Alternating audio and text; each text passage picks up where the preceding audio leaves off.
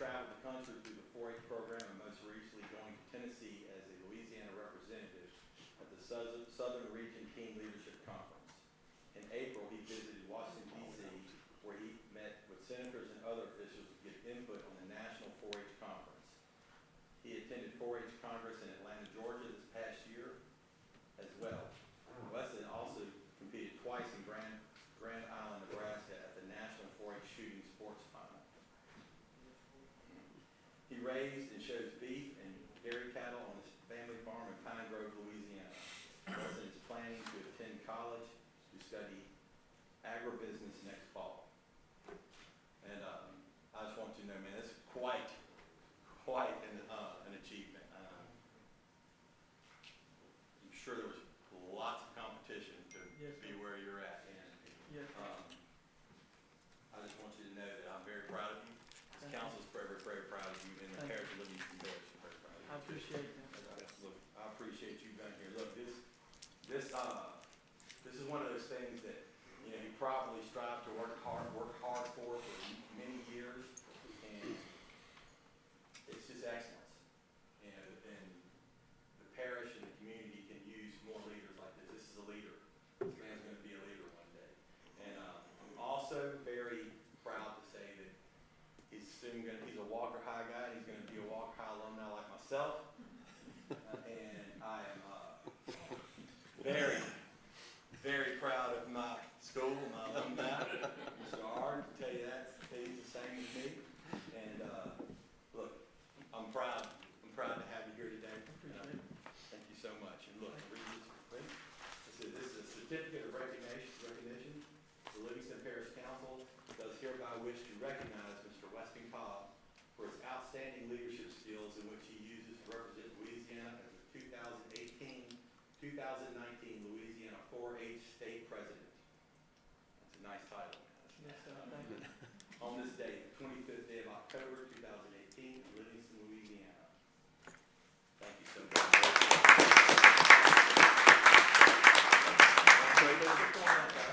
Did you want to speak? Did you have anything you wanted to say? It doesn't matter if y'all, it's up to y'all. Oh, let's hear the next councilman from Walker. Yeah. He actually probably lives closer to your area. Pine Grove up there. Yeah. You know what, that'd be fine. I'm just picking on you, Tracy. I mean, come on, man. Yeah. Y'all want to come down and take a picture with me? Let's let him speak, and then we'll come down and take a picture with him. Would y'all like me to address y'all? Yeah. All right, I was just making sure, because I know some places are different than others. Well, first off, I would like to say thank y'all for letting me come and speak today. Just a little bit about myself and my 4-H story is I started in 3rd grade showing livestock, and livestock is something I always was involved with, and it was something that means a lot to me. And then after 3rd, 4th, 5th grade came, I moved up to the North Corbin Junior High. I was at North Corbin Elementary. And in the junior high, my junior high years is when I really started to take a bigger interest in 4-H. And in the 7th grade, I got out and got active in the parish with the parish junior leaders, and we planned our achievement day that we host at the end of the year. And that's where all the 4-Hers in the parish come together, compete, and get awards. And the Livingston Parish junior leaders has meant a lot to me because I watched that program grow from about 6 to close to 30 members now. And I enjoyed that, and I still do that as well as showing livestock. And everything that I started in 4-H, I continue to do now, even in my senior year. 9th grade rolls around, and I am accepted on the Louisiana 4-H Shooting Sports Ambassador Board. And what this does is we go around and plan all the shooting sports activities and the shoots. And these things were awesome because it not only taught us firearm safety, but it also taught us leadership skills that was not in your typical leadership areas. And the next year at 4-H University, my sophomore year, they came to me and said, Weston, we need somebody to run off the floor as a Southeastern Regional Representative. We don't have enough people for the executive board. And I said, that's fine, I'll do it. I ran and ended up being elected. And this in-the-moment decision was one of the best decisions I ever made, mainly because it allowed me and opened me up into Louisiana 4-H as on what you'd call the planning committee or our executive committee. And this is where we plan or what used to be called Short Course, and now it's called 4-H University, which is our state competitions at LSU. We planned that, and we also planned Junior Leadership Conference. The following year, I decided to run for vice president. I was going to run for parliamentarian, but decided to say, you know what, go big or go home. So I ran for vice president, was elected, and that allowed me to gain more leadership knowledge and more skills, because as vice president, you do a lot more than just as a representative. You're the coordinator for the Junior Leadership Conference, which is a 3-day conference in Alexandria. And then the next year at 4-H University, I said, I'm going to run for president. It's something I've always wanted to do since 8th grade. Since 8th grade, I said, one day I'm going to be on the executive board. One day I'm going to be a state officer. And one day I'll be state president. And thank God I am today. So I thank y'all for allowing me to speak. And one message that I always give to younger 4-Hers or people with children in 4-H is to tell them to stick with it. Because if I would have dropped out in 6th grade like most people do, I wouldn't be nowhere near the leader I am today and the person I am today. So I thank y'all, and I thank y'all for allowing us to have 4-H in Livingston Parish. Thank y'all.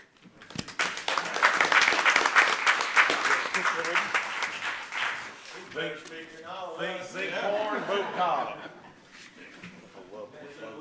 I might give him Yes, sir. Thank corn, vote con. Thank y'all.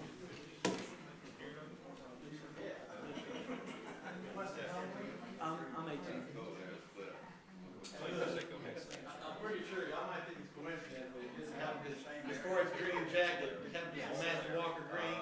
Just saying, you know, just saying.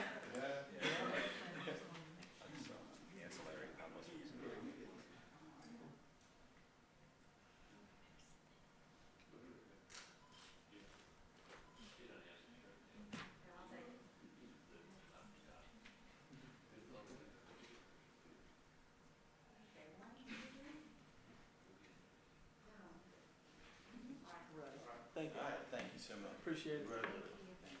Look, go big or go home, I like that one still.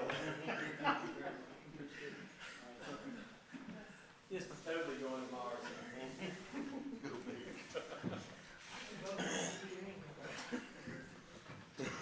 I go big at home. Thank you, Wes.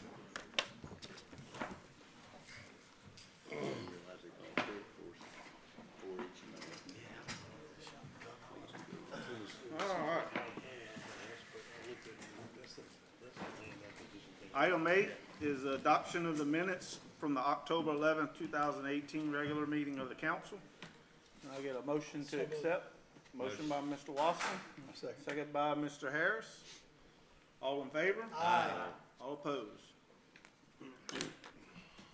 All right, item 9, Mr. Jim Ryan. Mr. Chairman, thank you. Jim Ryan with Government Consultants. This is the introduction of an ordinance authorizing the parish of Livingston to proceed with not to exceed $9 million of financing through the Louisiana Local Governmental Environmental Facilities and Community Development Authority, authorizing and ratifying the parish's request of the Louisiana Local Governmental Environmental Facilities and Community Development Authority to issue its revenue bonds, authorizing the borrowing of the parish of the proceeds from the sale of, therefore, to finance qualified Go Mesa projects and providing for the repayment of and security thereof, approving and ratifying within certain parameters the terms and sale of the bonds, authorizing the form and execution of the loan agreement, authorizing the form and execution of an agreement for the purchase of the bonds and ancillary financing documents and otherwise providing with respect thereto. Just introduction tonight. Introduction. I'll make a motion. Motion by Mr. Garlinghouse to accept introduction, second by Mr. Harris. Any discussion from the public? Any discussion from the council? All in favor? Aye. All opposed? Thank you, Mr. Chairman. Gentlemen, have a nice weekend. Thank you, Mr. Ronning. Thank you, Jim. All right. Item 10, Parish President Report. I'll be taking care of that, guys. Mr. Layton left to go do the Assess the Need program with Mr. Taylor. So the first item, A, is introducing the ordinance for purchasing the 3.66 acre tract of land behind DPW so that they can expand their yard and actually park their employees.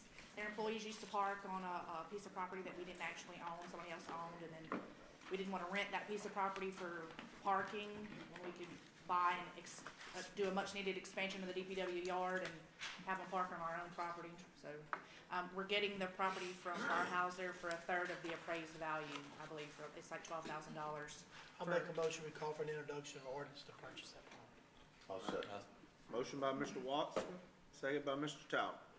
Any discussion from the public? Any more from the council? All in favor? Jennifer, You is need that? Reed first. Oh, I'm All sorry. right. You need Reed. This will be proposed ordinance number 18-25, an ordinance to purchase a 3.660 acre tract of removable property adjoining the existing Livingston Parish Department of Public Works facilities for the purpose of extension and future expansion of said Department of Public Works. All is more fully set forth herein. The public hearing will be November 8th, 2018 at 6 p.m. We had a motion from Austin and second from Mr. Talbot. Any discussion? Is that property in the city of Livingston, or is it still in the parish? Is that part in the city? I believe so. That should. So does that mean that? Doesn't it go all the way to the interstate? Mhm. So All yes, the sir, way I believe so. Okay. Is our current yard in the city also? So it's. Yes. I think so. So, okay, I didn't know we were using parish guidelines on the construction or city guidelines. I didn't. I know it goes all the way, cause I know the truck stops in the city limits. On the other side of the interstate. That's the only thing on the other side that's in, so Okay. I know we have to at least go all the way up. Okay, that's all I was wondering. I'll say when I first saw this on the agenda, I was reading it on my phone on the email, and it looked like it was 3,660 acres. Yeah. And I was like, well, man, first of all, Serious where is parking. there a free 3,660 acres? I did And the second same of all, thing. that's one heck of an expansion. So, anyway. All right, so all in favor? Aye. All opposed? Thought that dot was a comma. Item B is a resolution to accept the detention center pharmaceutical bids. Cheryl, our medical administrator, is here if y'all have any questions or wanted to tell you about it. Did Cheryl and Jennifer do the evaluation for Della on? Yes, sir. They put the bids out and they give them so many days to turn in, and they do like a 2 o'clock bid opening where anybody that bids or wants to observe the bids is welcome to come and meet in our conference room.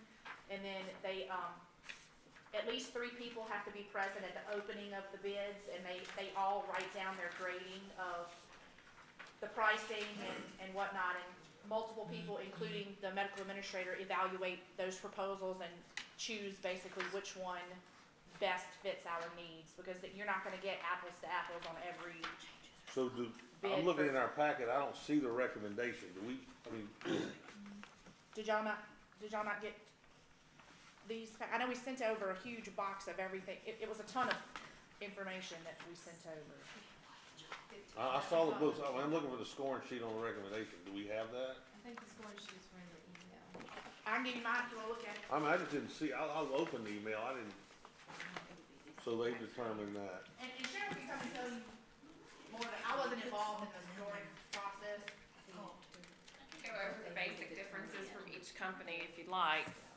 Most of it was determined on the pricing. We had 4 companies that placed bids.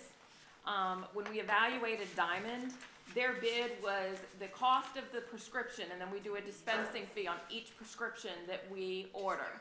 So their dispensing fee was $2.60 per prescription ordered.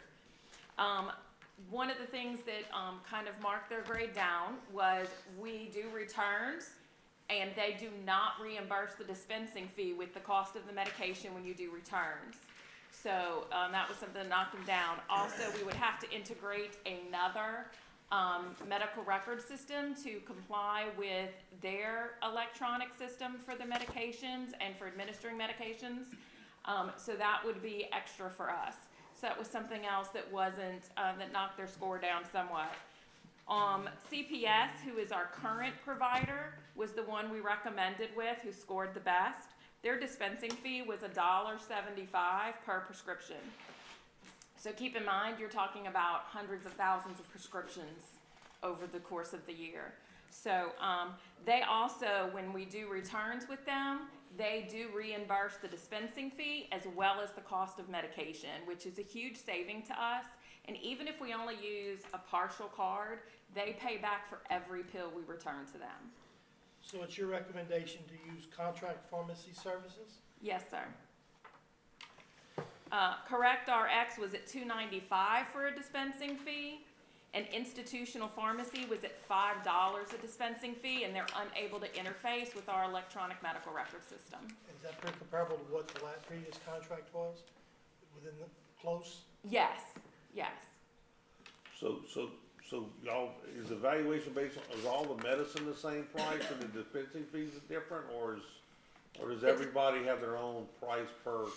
Well, the price of medication goes on a national-based pricing system called AWP. So that's what the pharmaceutical company sells the medication for.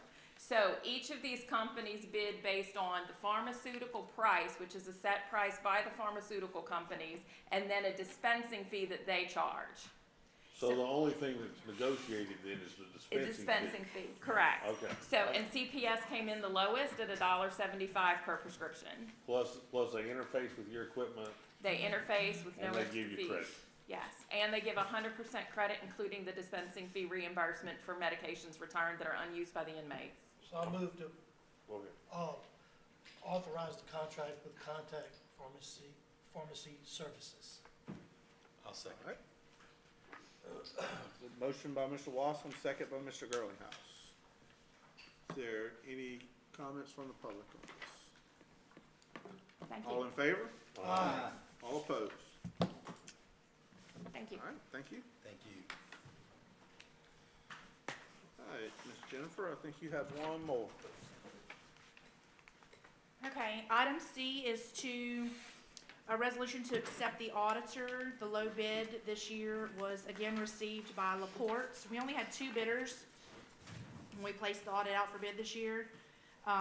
I received an email from one company. I've received the same email every year. They would love to have the work, but they have so much work during that time of the year that they can't get to it. I received an email from Trey at Hannis that they wanted us to keep them in consideration in the future, but they were not gonna bid this year. And then, so we received a bid from, CRI, which is Carr, Riggs and Ingram, and we received a bid from Laporte.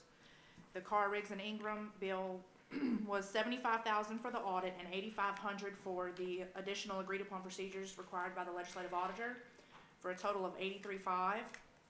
And then Laporte's bid came in at $52,500 for the audit and $4,000 for the additional agreed upon procedures, for a total of $56,500. Reports up or down over last year? Down just a tad, like, It's actually cost us going down. yes, sir. I'm fine with that. It's gonna be,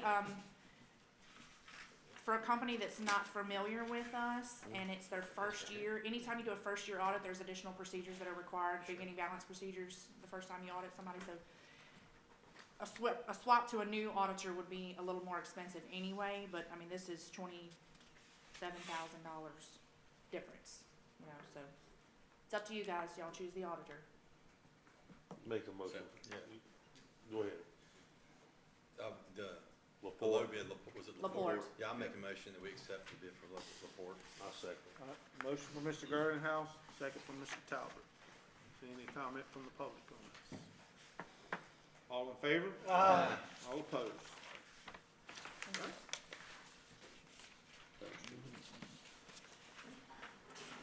Office of Homeland Security, we have nothing from Mr. Mark Harrell tonight. All right. Item 12, we are now entering a public hearing. This is a public hearing for the adoption of LP Ordinance number 18-22. Provisions for entrances and exits in subdivisions. You know, we've been hashing this out around for a while, and we worked on it and came up with some additional deals. You know, we've got some issues where we've got a lot of one-street subdivisions in Livingston Parish, and they keep getting bigger and bigger and bigger. So this ordinance does a couple things. We're adding 5 new is that a subsection, Sandy, or I don't know what you call it, but basically, it just, number one, talks about, that you gotta have, that you gotta have more than one entrance if you have over 199 lots, you have to have two. It talks about, cumulative lots that exceed 750, you'll have to have three. It talks about discouraging, the subdivision covenants should not be written to discourage or disallow connection to adjacent properties. And basically, what that amounts to is a lot of times, they'll write covenants that say lots can't be turned into connectors. You know what I'm saying? But in essence, if someone owns a lot, it makes good engineering practices and you can create connectivity through the lot. In the past, as a parish, we've actually had that against the rules as a whole. And this is gonna allow connectivity on some of these existing subdivisions we have to be developed and create better. If we keep having subdivisions enter onto one road, then we're gonna putting a burden on that particular infrastructure. However, if we spread the entrances across, our existing parish roads, it'll put less pressure on our current infrastructure.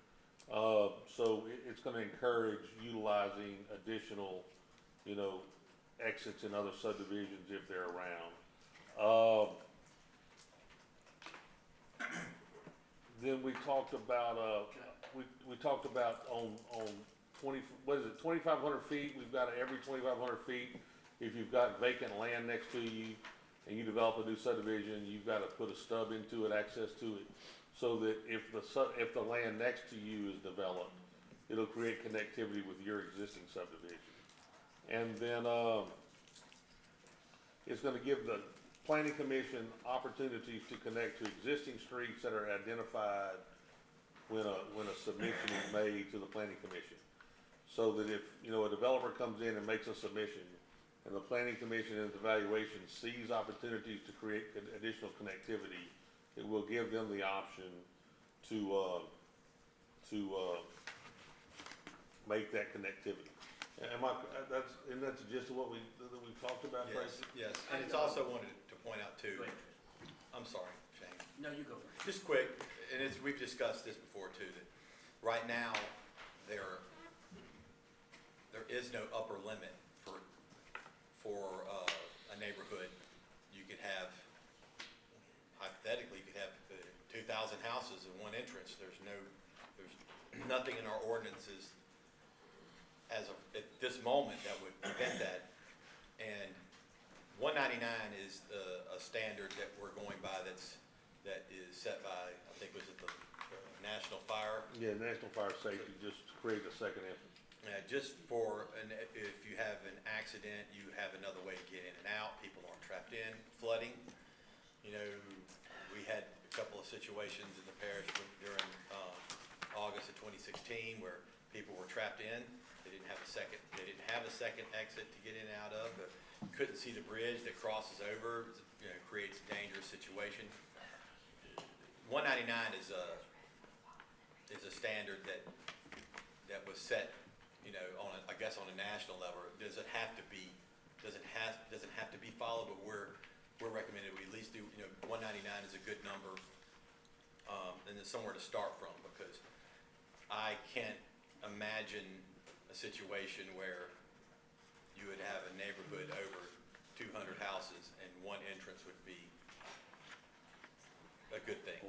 Yeah, it's too much for one road. So, just wanted to clarify that. Mr. Mack? Yeah, I think everybody's entitled to, how they feel like Livingston Parish should be developed as we move forward. And I think that, when we first started talking about this, maybe a month or two ago, we did make some good decisions on how we wanted to try to, have two entrances, two exits for the large subdivisions, as you said, the 199 lots or more. I think that's a good idea because it allows, more than one access in event of emergencies, road closures, bridge closures. It's just all around, to me, it's a good thing. Okay, and having to have 3 if there's 750 lots or more, to me, is also a good thing. There's several key points in this ordinance that I think is positive. But I would also like to say that I don't think that we should force the developers or the developments in the future and require them to interconnect to existing streets and subdivisions. I think that we need to take another look at this and maybe pull some of this out. What do I mean by that? I mean, just in simple terms, I like subdivisions with one way in, one way out. The smaller subdivisions, I like that. It's private. It's got restrictions. People, keep their property up and, mow the grass, and it's just really nice and beautiful, and I think that raises the property value of a lot of subdivisions in Livingston Parish and other parishes. I think that that's something that people want bad enough that they're willing to pay a higher fee for it, because you can have the neighborhood watches and the neighbors know each other, and they like that type of lifestyle. And I think it's a good thing, I think that if developers are to have a large portion of property and they want to have future phases in that development, and they plan accordingly, and they want to interconnect the roads to make it the type of subdivision that they want to develop, then that's a good thing too. I think that we should have the option and encourage the option. Encourage the option for future developments. I mean, I think that it's acceptable and okay to have a one way in, one way out on a 50, 100 lot subdivision. And give people the opportunity to live in a more private subdivision. Or if a developer wants to buy, 100 acres and interconnect the roads and have, 10, 15, 20 entrances, maybe it's got, parish roads on all 4 sides, I think that's a good thing too. I think that some of the wording in here, guys, is almost like that that's what we want. That's the way we want Livingston Parish. We want to allow dead-end subdivisions, when I say dead-end, I mean dead-end road, one way in, one way out. We want to force people to allow next door subdivisions to tie into that, and I'm sorry, I just don't know if that's such a great thing. Okay, so let me just try to quit just blabbering on and let me move on. What I would like to see is portions of this ordinance adopted tonight. And then some of this other, I know we had an ordinance committee meeting the other day, and I appreciate those that was able to make it. I wasn't one of them that was able to make it that day due to traffic reasons.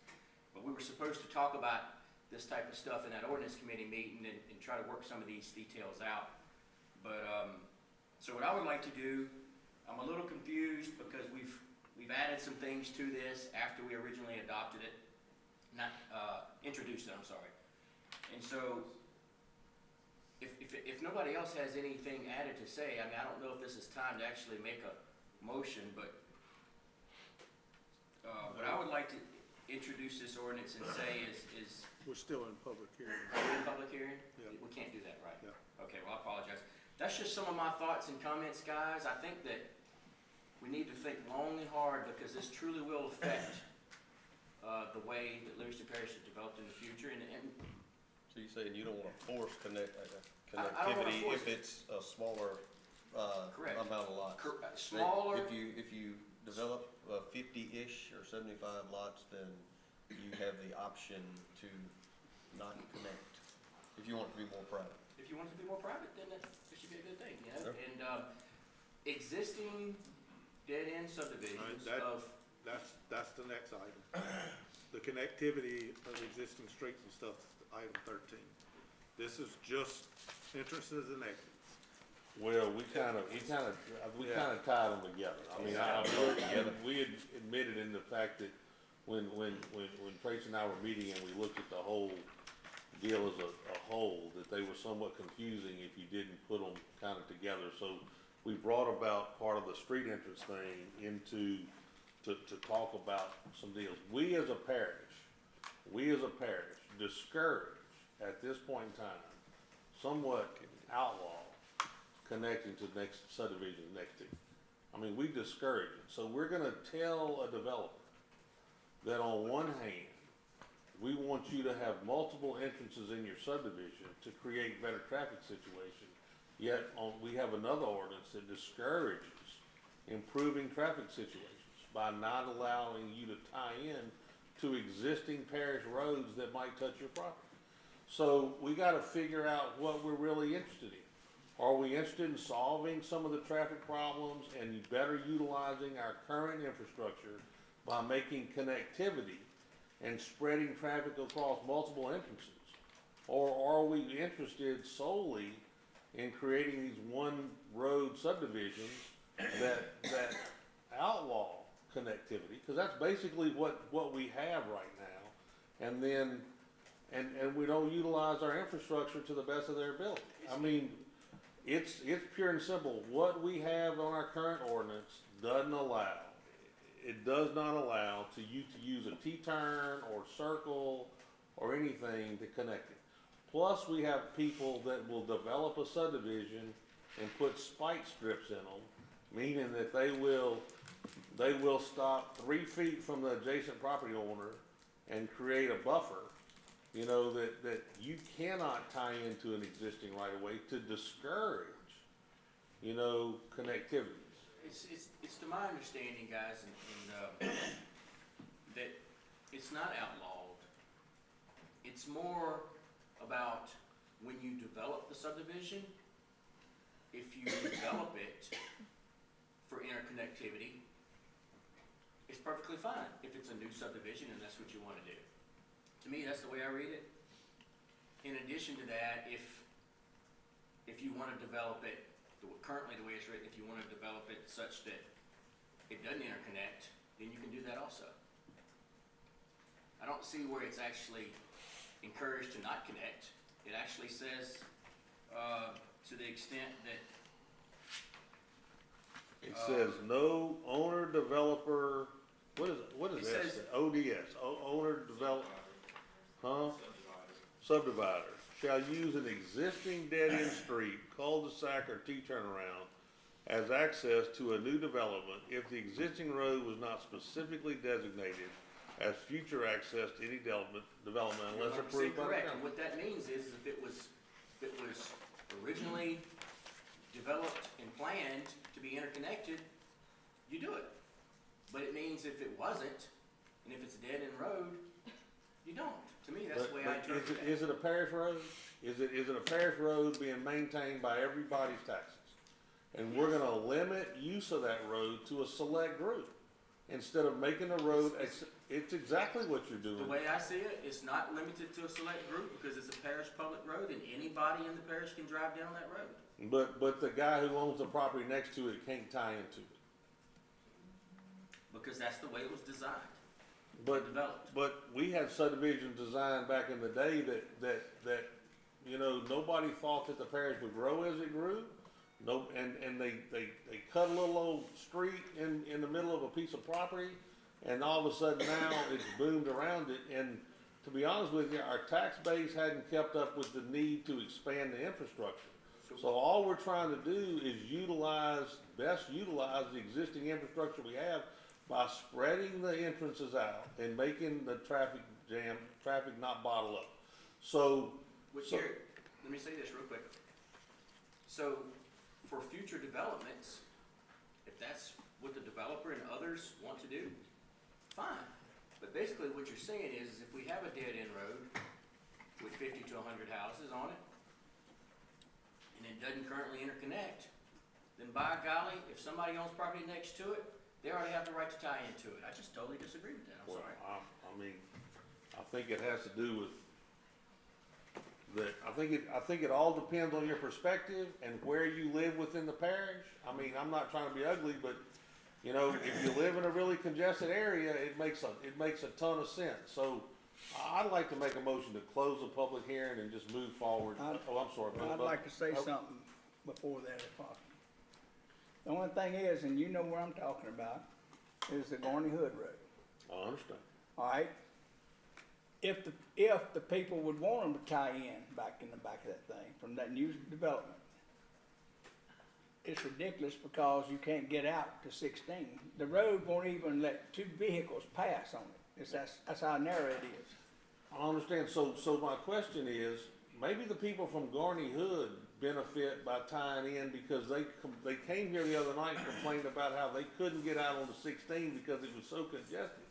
Maybe if we tied in new subdivision, they would have better access to Brown Road and Joe May Road, and they would actually benefit from it. Because I'm gonna tell you, if I buy in a subdivision that's tied into a road that's a traffic jam where I'm trying to get out, I'm not going to that entrance. I'm looking for another one. I mean, I guess what I'm saying is, and look, I don't know. There are 50 people that live back in Garney Hood, and I can't remember the other two streets. And had Priscilla and Okay, so if those roads, based on the way we currently score roads, you know what I'm talking Yeah. about? Those roads without the tie-in are gonna score low on the list, cause they don't have a lot of traffic. There's not a lot of people in there. There's no you know what I'm talking about? They're not a Yeah. thoroughfare. So consequently, the ability to get those roads maintained or upgraded under our current road program, they're gonna score to the bottom of the list every time. However, if those roads are tied into the current subdivision, which I mean, they're not, because the way back in the day, or, you know, when that subdivision was built, it didn't allow for it. But if those 3 roads, or that one road that was tied in, actually tied in, and those roads became a connector, then all of a sudden the scoring process and the analysis that our engineering firm would utilize to grade those roads might move those roads to the top. I'll give you an example. The other night, I did it last night. I did it last Wednesday night too. I've had a driver that does something for me during the day, runs around, sees all my stores off. So the last 2 Wednesday nights, I've been running all over the parish before convenience stores closed. Last night and Wednesday night before last, I went down Bull Run Road. It is a terrible road, but you know what? There aren't any people that live on Bull Run Road. I mean, I'm not telling you the road isn't in disrepair. I'm just telling you there's not a lot of people on that road. And so, you know, when you look at the road list, and that road scores way at the top, because why? I guess it's a connector. It's a shortcut from 1622, whatever it's called over there, to 444. You know, when in essence you could actually run to Killian and make the turn and probably travel the distance just as fast because the road's way better. That just shows to show you how bad it is. Ain't many people on there. Oh, look, I mean, I'm gonna tell you, I was running down Bull Run Road last night. My truck got these, I don't know, I guess they're just really bright, the lights. The poor car stopped. The road's so narrow, the poor car I was approaching stopped. And I had slowed down. When we passed each other, they were stopped. And the side of my road truck was getting scraped by the limbs hanging out in the road. I mean, I'm just telling you, I mean, I'm not denying that the road's not in very good repair, but there's no but people living on the thing. I'm just telling you, if you make the connectivity, then some of these roads might actually get improved that have no chance of scoring high enough to get improved now. I'm just saying, I mean, I know the Garney Hood situation, but what those people came and said is, you know, these 50 families have a hard time getting out on 16 now. Well, I can tell you those 300 families in the back aren't coming that way. If the 50 can't get out, they're not gonna come that way either. So, I mean, You know, getting to the road thing, Gary, you're right about that. We have a lot of roads that need to be overlaid in Livingston Parish, but to me, it's to my understanding that if we handle our business the way we should handle our business in the future, say 2021 when some of these loans get paid back, there's no reasonable reason why we shouldn't be able to pave dead-end roads, any and all roads, every 20 years. Every road in Livingston Parish, to me, should be overlaid. I'm not talking about the way we overlay roads, they gotta be scored. I mean, you gotta score roads Well, that's every true, year but- before you can overlay them. And all I'm telling you is if you don't have a lot of people leaving them and there's no, you know, then you gotta have connectivity for it to score high. I mean, I'm just telling you, Bull Run scored high because it's a cut through. If it wasn't a cut through, there would be no reason. You know, cause I mean, there's not a lot of people travel it, but other than the fact it's a cut through. Am I? No, that's right. I mean, the only reason I was on it, not because I was going to visit anybody on it, but because I was going 244, 444 and 63 from Maurepas. And that's if you put it in Google Maps, that's where it sends you. I mean, I'm just gonna tell you, so. But I think I didn't mean to cut you off, Mr. Bubba, but I think that we haven't hardly paved any roads in the last 15 years. I think that there's a time coming, and you don't have to encourage interconnectivity through subdivisions to overlay the roads that we need to overlay going forward. I'm just saying. Here's my thought about it. And that's one reason those 30, 40, 50 people live in the back of Gorney Hood back there. They moved there for privacy because there was no traffic going through there at the time. And I feel anybody that lives on a road that's one way in, one way out, they moving in there for a reason. And that's to get out of the middle of a big subdivision. And they don't want anything else coming in there on top of them. You know, I can't, all I can speak to is, you know, I represent Oak Hills. And let me tell you something, if I don't get 2 calls a week about when the parish is gonna build us another entrance, you know what I'm talking about? I mean, those people knew when they bought in the 8th filing that there was one entrance into that subdivision. And they're still at this point in time looking for the parish to build their second entrance. So what I'm saying is just because somebody bought in something doesn't mean that's exactly what they wanted. You know, I mean, because people's mind obviously changed because every one of those residents that called me knew what they were buying at the time they bought it. You know what I'm saying? So I guess my point is we have an infrastructure problem. Our area is going to continue to grow. I mean, Tracy's got a subdivision that, you know, he fought against all he could, but it's still going on a road that's substandard, and there's absolutely nothing he can do about it. I'm just saying we as a council, our hands are tied on some things, but we should do whatever we can do to promote connectivity so that we utilize our existing infrastructure to the best of its ability. And the more entrances you put and spread people out, the better off you're gonna be. Well, a prime example is this morning, I went on an inspection on Greenleaves off 4H Club Road. One way in, one way out. And it's a new subdivision. The next street down, one way in and one way out. And whenever they were building, I brought it up back then about tying them together, you know, in the back. Because it would have been real simple to do. But that didn't happen, and none of these others has happened either. And the way the houses are situated in there, it'll never happen now. I understand, but Bubba, at the time, if this ordinance as it sits in now would have been in place, then the engineering firm and the developer would have had to bring to the planning commission a plan that showed connectivity. I mean, that's what we talked about in this whole thing, Thomas, am I not correct?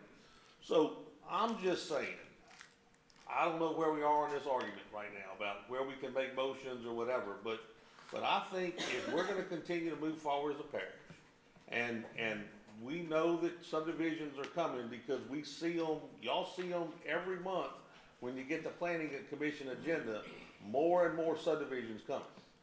You know, because of our school situation and the quality of life that we have here, we obviously can't stop the development because, you know, we've got no provisions to do that. So what we better do is utilize our infrastructure to the max until we're able to improve it. So, I I mean, I don't know if I'm ready to make a motion if this thing is closed to, We're still in public hearing. Do you have anything you'd like to add? Yes, please. I'm not really sure what to say, but I just want to say that ordinance that talks about the, no owner developer can extend, it was written because of the fact that an owner would buy a tract of land, build a cul-de-sac at the end of it, then a year later, he would decide that he wants to buy the piece of land north of it or whatever adjacent to it, and then take one of his lots and put a road through it without letting the homeowners in that development know what he's doing. Because they'd already started building houses in there, and he held on to the lots just for that purpose. And that happened a couple of times many years ago. Then that's when the parish council decided to make that ordinance that, you know, there's no more developer is going to just take lots and make a road out of it without first telling the council that that's what his intent was. That's the reason why that whole ordinance was written. But as far as connectivity, I mean, if you're looking at, you know, 200 lots in a subdivision, and you have an adjacent piece of property next to you that's another large tract of land that could possibly be another, you know, 200 lots as well. I mean, in my opinion, it makes only sense that those two lots should have to touch each other and join. I mean, it helps each other out because you may not have access to another connectivity once you hit that 200 lots. You only may have a 100-foot strip of land on a parish road or state highway, and that's it. You know, and your neighbor has another 100-foot strip, or, you know, he's right next to you that has connectivity to the same road. Well, if y'all connect at the end together, then you solved your 200 lot problem by helping each other out. You know, you leave it up. Now, it doesn't help the guy that goes in first, because he could probably be at 199 lots and just have to stop because he only has one entrance to a subdivision. But if his neighbor comes along and puts another 199 lots, they can agree to connect together, then they could just continue on to 750 lots. But they're working with each other together. But it's very possible that the neighbor never develops. You're at the 199 lots, and guys, that's a lot of lots in a subdivision, 199 lots. I mean, I've been doing this for 21 years, and that's a lot of lots. But you can still get up to 199 lots and have that separate little, you know, one way in, one way out private subdivision like you're talking about. You don't have to connect if you're less than that. Now, if the parish decides that they want to make him put another entrance, you know, adjacent to that property, I mean, it's there. I mean, and it could help, and it couldn't help, and it could help or benefit, or it could not benefit. Or he may want to continue on with over 200 lots, and then he's going to really want that neighbor to come in and help him out because he only has that one way in, one way out. But I mean, connectivity is a good thing, and it can have its downfalls as well. I mean, it could be that you have a little subdivision that's only going to be 50 lots. I agree. I mean, it may be something the council can look at. Don't make them do a connective to a next thing if that's all he is going to do. Right. Is at 50 lots. You don't need to show connectivity to another piece of property because that's all you're doing. You're way less than but that's something the council is going to have to decide if they want to do. You know, under a certain amount of lots, if that's all he's doing, you don't need to show that connectivity. But when you start, because most guys are going to be these large tracts of land like Hidden Lakes, you know, that's 315 lots that actually bought another piece of property on Joe May Road so they can have two entrances out of this big development. I mean, and a lot of these developers, you know, I mean, they probably want these multiple entrances. I mean, it just helps out the sale of the lots. When you tell somebody I got 318 lots and two entrances, it's a lot better sell than saying you only got one way in and one way out. I was just gonna say, look, in my district, in John's district, for sure, and I would say Scooters and Frogs, Mr. Talbert, excuse me. I'm good. We have a traffic flow problem. I know you guys don't have it like we have it, but we have a traffic flow problem. And we have to find ways to ease that. There are certain situations where I would look at it and go, well, that's not, ideal. You know, if you had a neighborhood with 40 houses in it and someone builds, a 180 lot, neighborhood behind it, and they tie in. They want to tie in. I mean, I get it. You don't want to do that, but you have to keep in mind too that what is best for your community, what's best for your district, what's best for the parish. We have to find ways to ease the burden of traffic. Now, I understand y'all aren't facing the monster that like I'm facing and I know these guys are facing. But I think overall this will be a good thing. This is done in a lot of parishes. Now, Baton Rouge actually makes you put a dead-end street onto an adjacent piece of property just for connectivity. How many people want to live in East Baton Rouge Parish instead of Livingston? Well, I mean, they're not my thing, guys, is I think we should promote connectivity for sure. And I know there's traffic problems. I get stuck in them every once in a while whenever I leave the good side of the parish over there. Well, But I hate to be demanded to do something. Right. That's what my deal is. So if there is a criteria where you won't be demanded to do it, if you say, let's have our quaint little 25, 50, whatever acre, kind of like you were just saying, if there was a criteria for having a kind of a private little deal, and hey, this is all we're gonna do. We're gonna do 50 lots. Then we have the option to be that little kind of quaint deal. And if you want to be a 50 lot deal and have connectivity, hoorah. But if you don't, you got that right. I mean, there's really it doesn't require much more work if a developer is building on a large tract of land. For every now and then to an adjacent property, put a dead end road to the property line. If it gets used, great. The people that buy it in there already knows the road's there. If the adjacent property never gets developed, I mean, Don't get me wrong, I'm not anti-connectivity at all. I just hate being demanded to do anything. Well, but we demand people, think about it, we pass laws that make people do stuff all the time. You wanna build a shed, you got to come get a shed permit. You wanna put a fence up, you gotta, laws, there's all kind of people, you got to drive the speed limit. You've got to stop at the stops. We make people do stuff all the time. My deal is connectivity in the long run is gonna be a benefit for the parish. And I just think us sitting up here need to have a little vision to the future to solve some of these infrastructure problems that we have with related traffic. Because there's nothing that we have on our books gonna slow down development. We can't stop it. So we better figure out how to best utilize the resources we have to make them work for us as efficiently as we can. So connectivity, in my opinion, is the way to do that. And I think Tracy has that same opinion, and that's why we've spent so much time trying to do this. We actually, Monday morning, went and sat down for an hour and a half and hashed out some what if to try to address some of the problems. If I've got 150 lots and then they name something, a different subdivision behind us, does it count in the 200? We've tried to address some of these concerns so that we would, there'd be a well thought out ordinance. Now, we might 6 months from now realize that there's a problem and we can come back and fine tune it. And we can waive it if we see that's a problem. But for us to sit here and do nothing just doesn't seem to make a lot of sense. So can we, if Thomas too, I'd like to close the public hearing and then. Thomas. Thank y'all. Can I say one last thing? It won't take long. Gary, all I'm saying is this. Some of the wording in here, I don't agree with. There's a lot of shalls. Listen to this statement.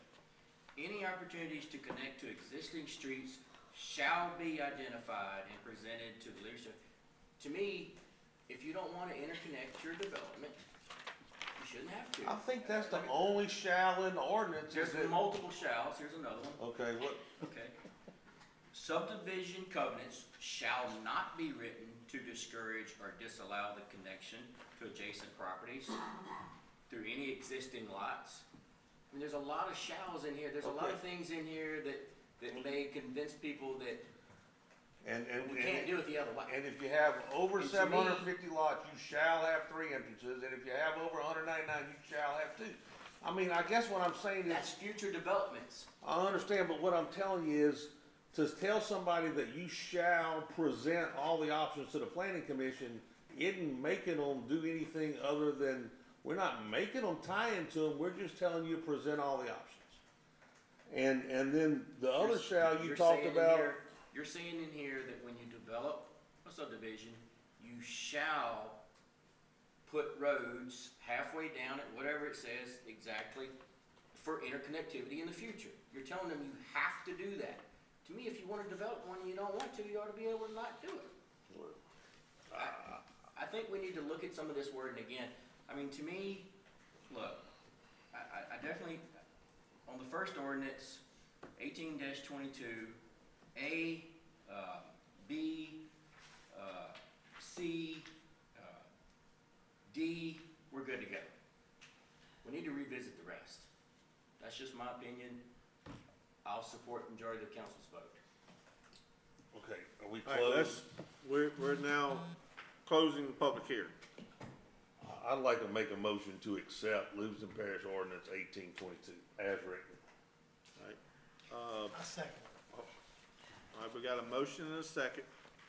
So we need, Ms. Angie to read it as amended. Yeah, this is, Okay, so this is proposed ordinance number 18-22, an ordinance to amend Article 4 of Chapter 13 of the Code of Ordinances of Livingston Parish Planning and Development, adding Section 13-55.1, provisions for subdivision street entrances.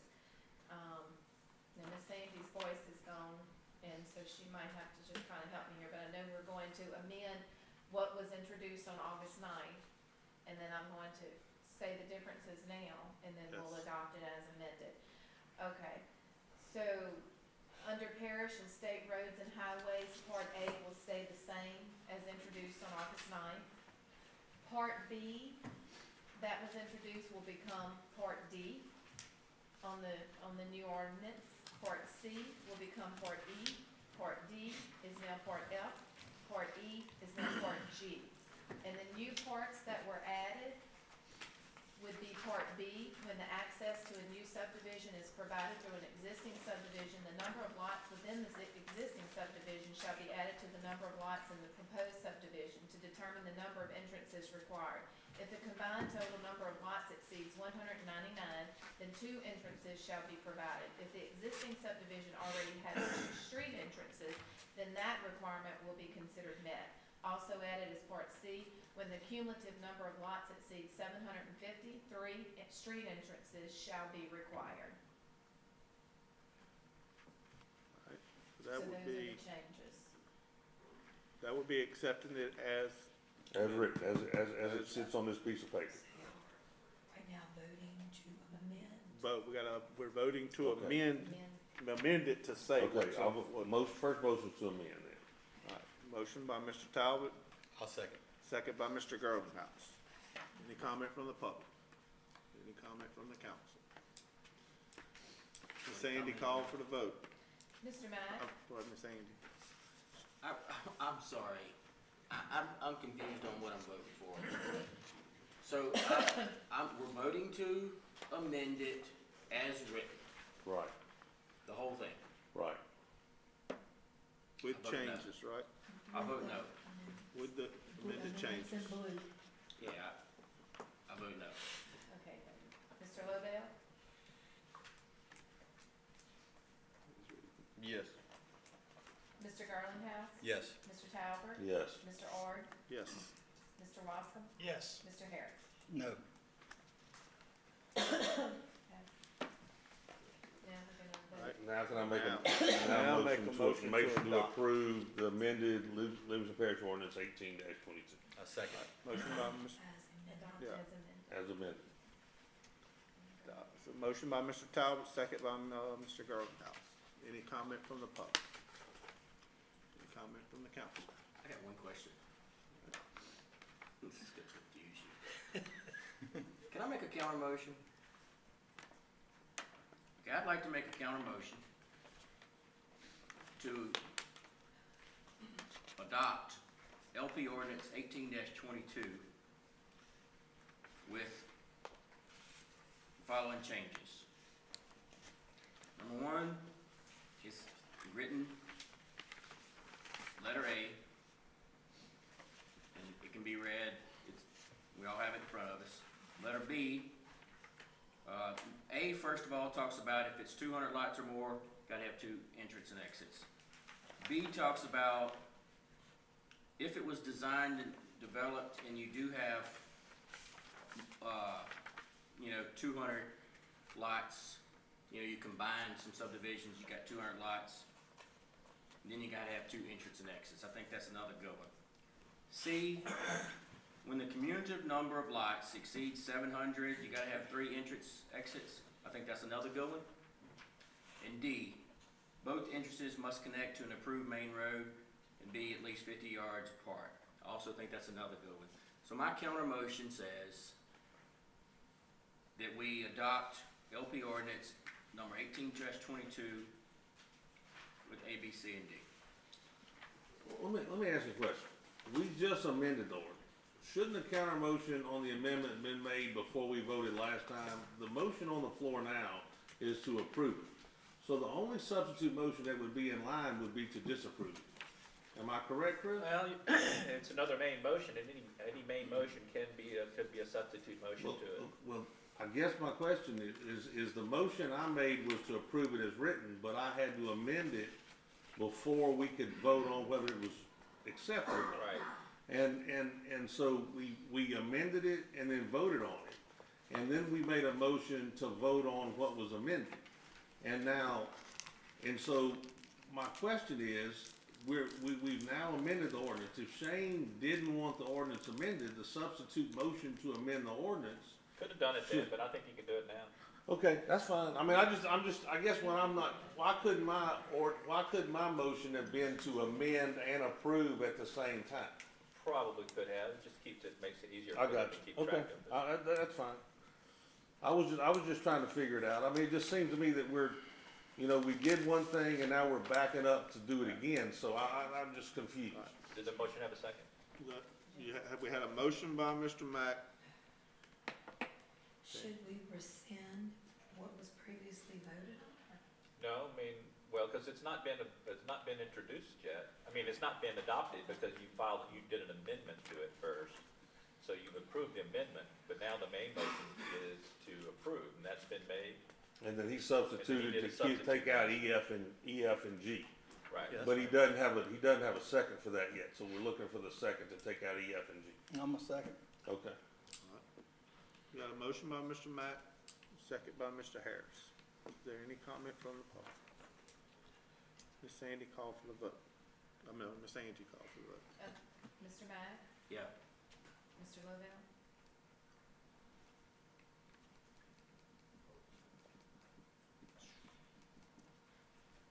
I'm reading back through it.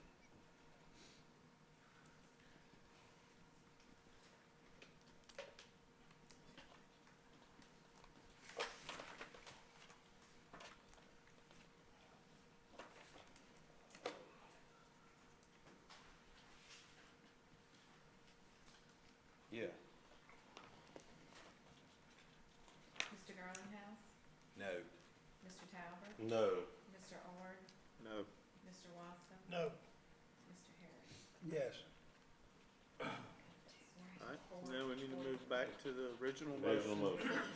Mr. Talbot motion and second by Mr. Garlinghouse. Ms. Angie call for the vote. Mr. Mack, What am I voting on? Just say no. Say Your yes. answer's No, no. no, amended with all the Yeah. Yeah, we're back we're back to to, the we're voting on A, B, C, D, E, and F. All the way to G. Your answer's no. It might be yes. It's not. Mr. Lovell, No. Mr. Garlinghouse, Now I'm confused. Yes, right? Yes. Yes. Okay. Mr. Talbot, Yes. Mr. Ord, Yes. Mr. Wascom, Yes. Mr. Harris, No. 4-3. All right. 4 yeses, 3 noes. Adopted. So now we move on to item 13. We are now entering a public hearing. This is adoption of LP ordinance number 18-23. Amends section 13-54, streets, making provisions for the continuation of existing streets in adjoining areas on each side of the development. This is just an ordinance that would be complementary to the one we just passed, which basically strikes out the restriction on the use of dead ends, cul-de-sacs, and T-turns, and then basically puts in the same language to discourage or to prevent the discouraging or disallowing of connection to adjacent property. It puts in the provision for connectivity to adjacent property, and then it puts in the provision that the developer and engineer will identify all adjacent property entrances or connections that are available when they make a submittal to the planning commission. So it's just a complementary piece of legislation to go with the one we just had, so that we eliminate any contradictions between the two. I agree. It piggybacks off of the changes that was just adopted, and pretty much forces new developments to interconnect. I agree. And Shane, you and I both know that if a developer comes here with a valid reason why connectivity doesn't work for them, Me and you might not be around forever. I understand. I mean, I understand, but what I agree with that. We do all kind of things and know we're not gonna be around forever. But what I'm telling you is, this group has been very. But you're gonna need a variance to not interconnect in the future, based on this. That's exactly right. You're gonna have to prove to this council why better utilization of our current asset. And it ain't subdivisions, 300 lots and 400 lots and 500 lots. It's every future subdivision will be forced to interconnect without a variance. Per this documentation. If there's vacant land around it, absolutely. It doesn't say In other vacant words, land around it. If there's no vacant land It around doesn't it, say anything about vacant well, land. wait a second. If I got a one street subdivision that's got every lot full, and there's one street subdivision on the other side, and I developed a piece in the middle, and there's no vacant land to attach to, then I don't have to connect to them. We're not gonna make you tear a house down to create connectivity. So I used what to I'm live telling in you, a subdivision that there's no way you can connect in there, because they put the retention pond at the end of the road. I mean, All I'm the just telling you, lots I'm are just telling you. Future development, But there are gonna be places that you can have development where you cannot connect, and that's gonna be fine. But we're gonna You're gonna promote. have to get a variance in the future to not interconnect, per the wording of this document. Depending on where the land is, that's true. It's not gonna Gary, depend on the land. just like, could the, residents off of Gorney Hood, Melinda, and Priscilla, whatever that other street was, could they come in here They and could. ask not to They let could that subdivision absolutely come come to? to the planning commission and ask that they not let that happen. And And then I that- think and- they would be able to stand on the road not being able to handle it. And they could come to this council and say the same thing. What I'm telling you is That's Duff Road problem, right? we're promoting, interconnectivity. However, we can grant waivers. Yeah. The question being, we currently restrict it and don't promote it. What we're trying to do is put something in place that would promote connectivity, and then every engineering firm in this parish, when somebody comes to them to develop a subdivision, is gonna show those people, these are your options, this is what you need to look at.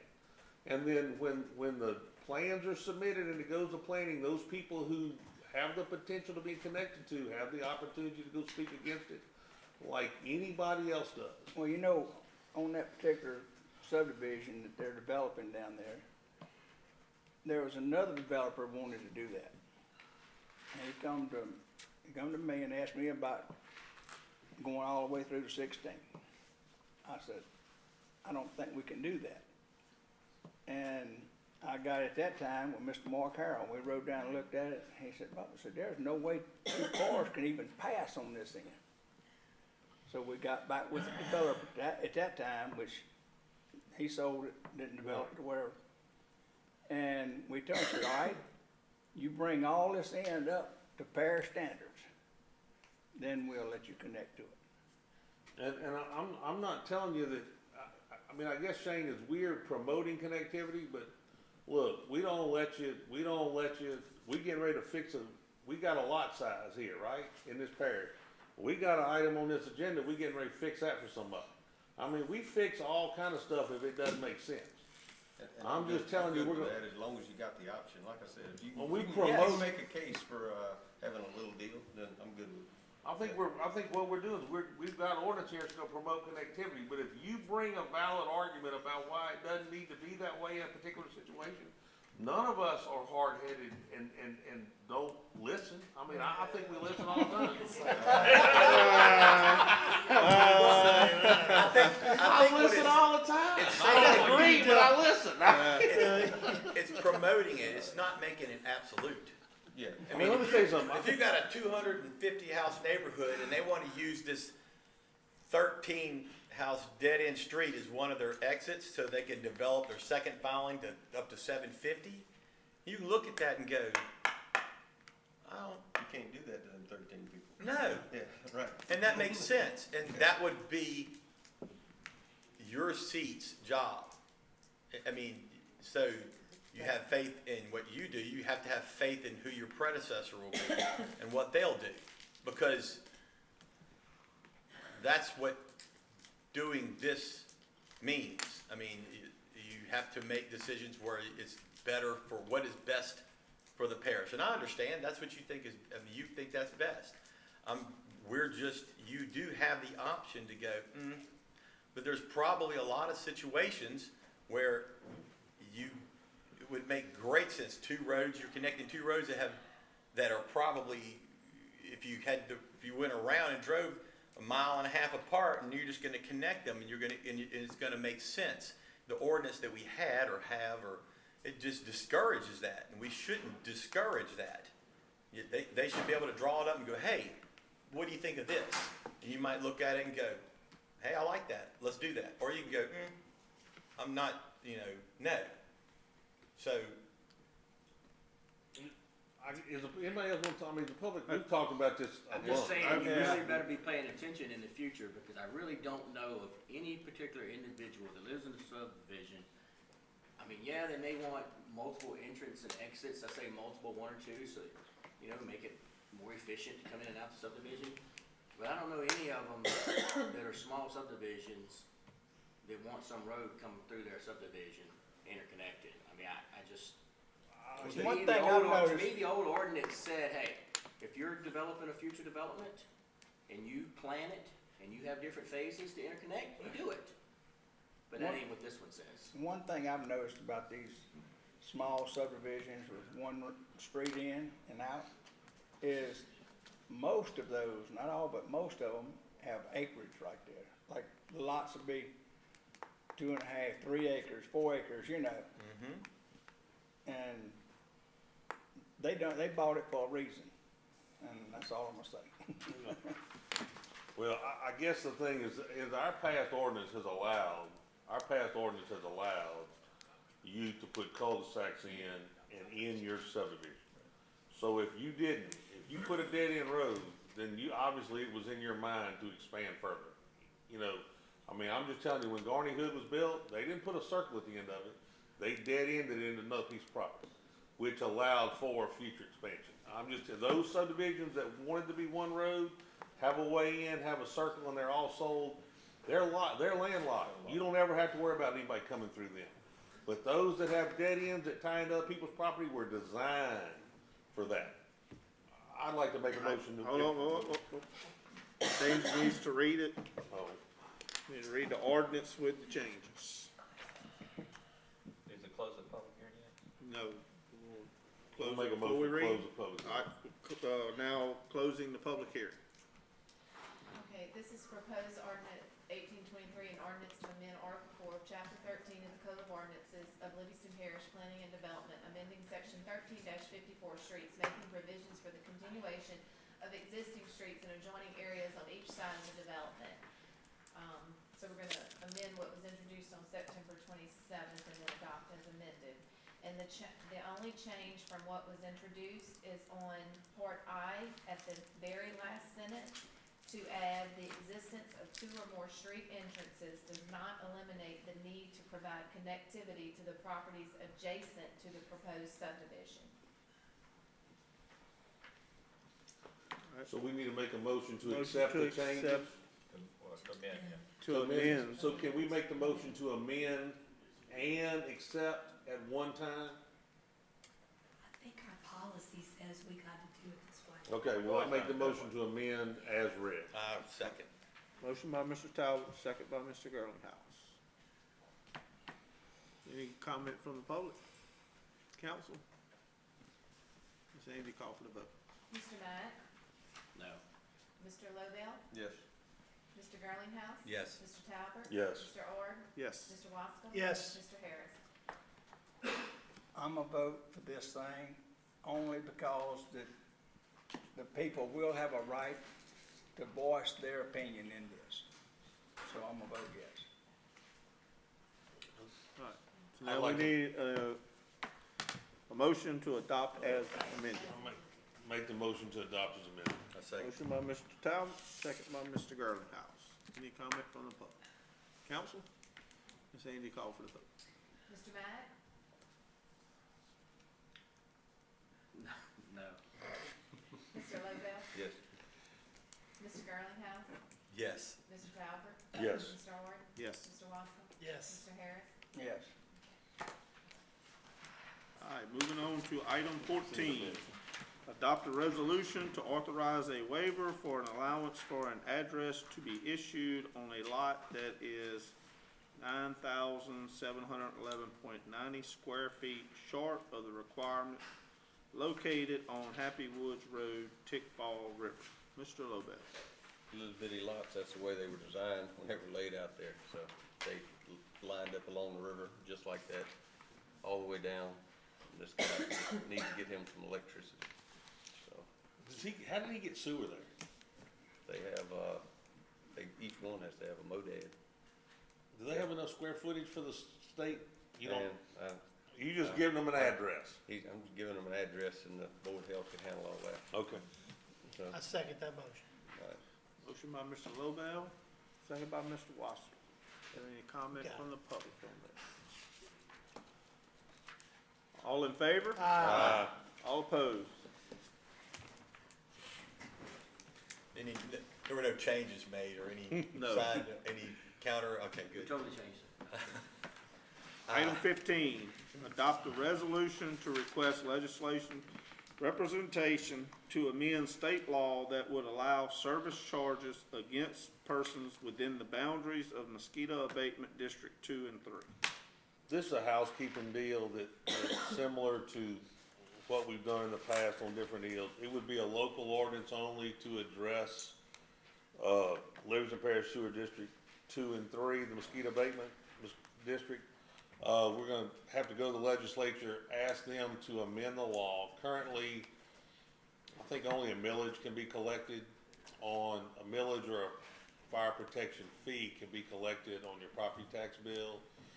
What we're gonna ask them to do is allow the mosquito abatement district, with a vote of the people, to impose a fee on the property tax bill.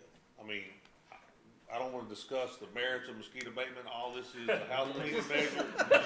I mean, I don't wanna get in a big, long, drawn-out discussion about it. This is simply a matter, if we obviously know that people aren't gonna pass a millage, so that's off the board for us. It's our feeling that if the past council would have solved the collection problem, instead of approaching the people with two different millage taxes, we'd probably still have mosquito abatement.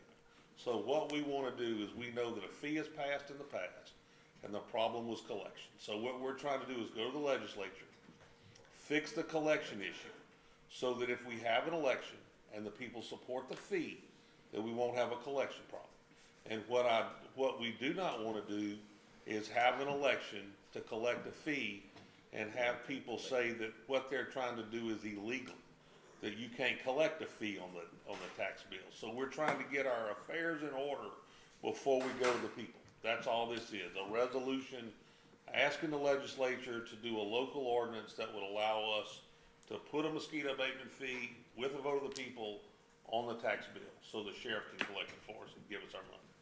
So it's a flat fee, just to clarify, a flat fee for everyone within your mosquito abatement district that you're. Yeah, that you're Livingston, forming. Livingston Parish mosquito abatement 2 and 3, if, like when they go to the people with an election, let's say the flat fee's $30 a year, and the people approve it, then we'll have already done the legwork that makes it legal to collect it on the tax bill. That's all we're doing. So this, I know the answer to this question, I'm just stating it for public record. This is a flat fee to be imposed on the constituents of District 2 and 3. If they approve it by in an a vote of the people. By a vote of the people. And if they choose not to approve it, then you probably will never hear me utter the words mosquito abatement ever again. No.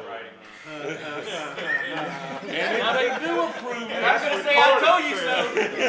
That's a legal recording right there. and if they do approve it, I'm not gonna have to talk about it, but about 1 or 2 more times, and we'll be out of your hair forever. Oh, No.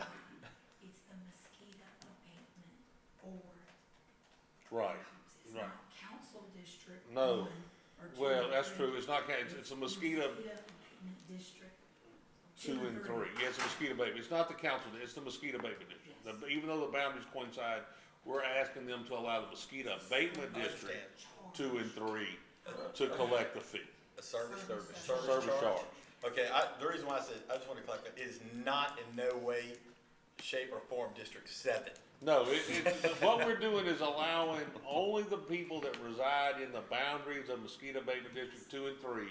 If there's an election, they approve it, to have that service charge put on their bill, their tax roll, tax bill.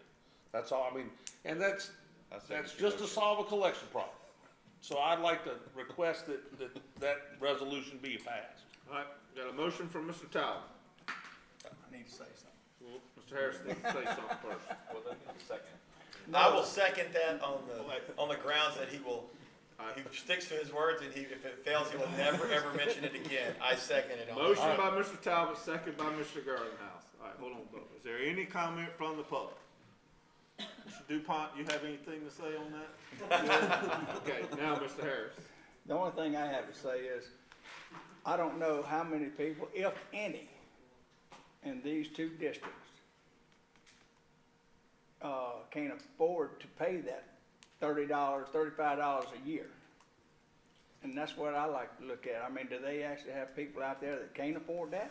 And Bubba, we had this discussion upstairs a while ago, and Scooter and I have talked about it, and we mentioned at the board level, and we don't know how we're gonna do it yet. But there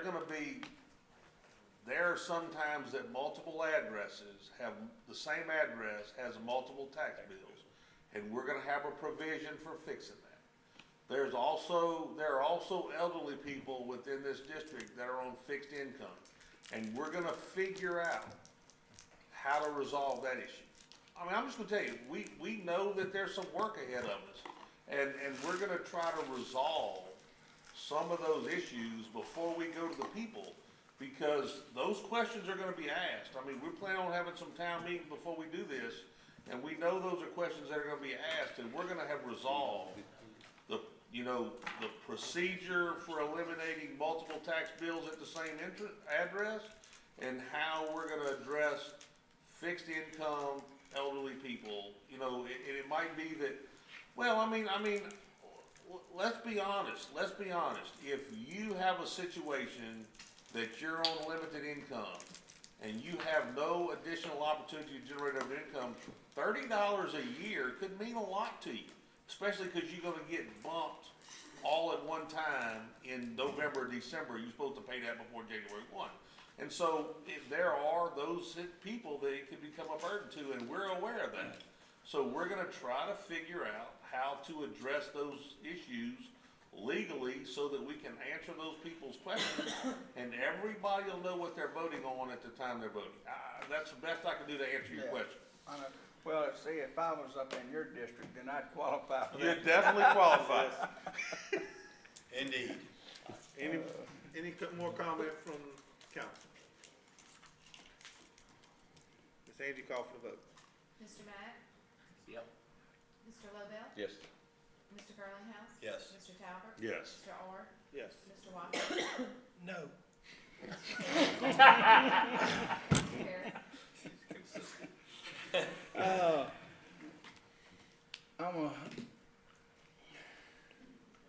Miss Kathy, you're Yes, proud no, of you, ma'am. voted yes, Bubba. Oh, that's low, that's low. Yes. Hey, she's in Texas right now.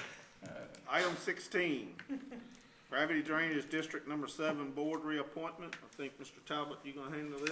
Yeah, and, man, I'm gonna tell you what, it is, what's that guy's name that owns this board?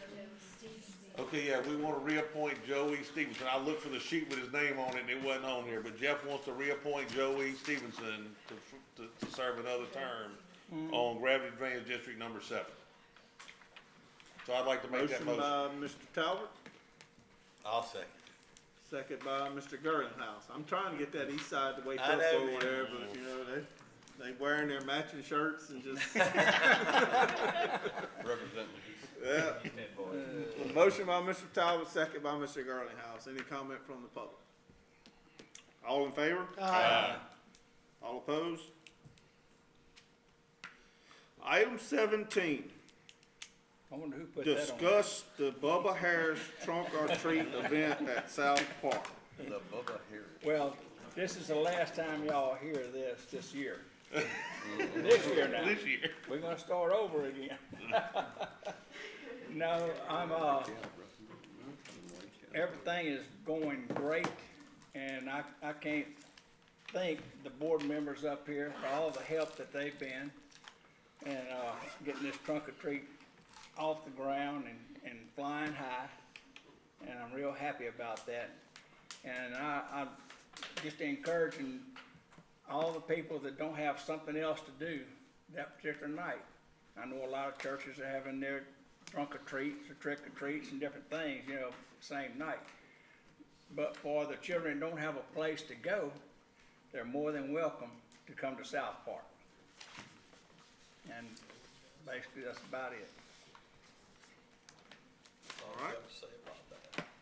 Item 18, District Attorney Report. No report tonight. You made it all night just to say That's no right. report? That's the job I Everybody want. can go now. Yeah. Item 19, Committee Reports. Ordinance Committee, Mr. Mack. I don't have anything at the moment.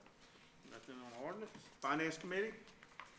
I'm gonna channel my inner Chris Moody. I'm gonna say the three most important words you learn when you go to be an attorney. Nothing to report. Item 20, Councilman comments. Real quick, Mr. Ard, I would like to say there's a Ascension Parish past president in the audience tonight, Mr. Tommy Martinez.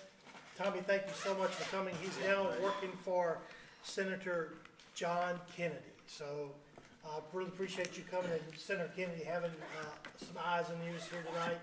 Tell him we said we appreciate it. That's right. I'll make a motion to adjourn. Hey, I'll second that, Jeff. Jeff, you need me to wake up, huh? That's what I told him.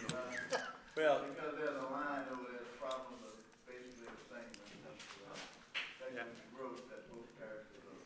Yes. thank you. I'll second both. Hold on. I just want to encourage everybody to get out and vote. I actually went on my way here and voted. I think tomorrow and Saturday's the end of early voting. So we have a lot of very important things on the ballot, and we need everybody to get out there and do their part. I got two things to say.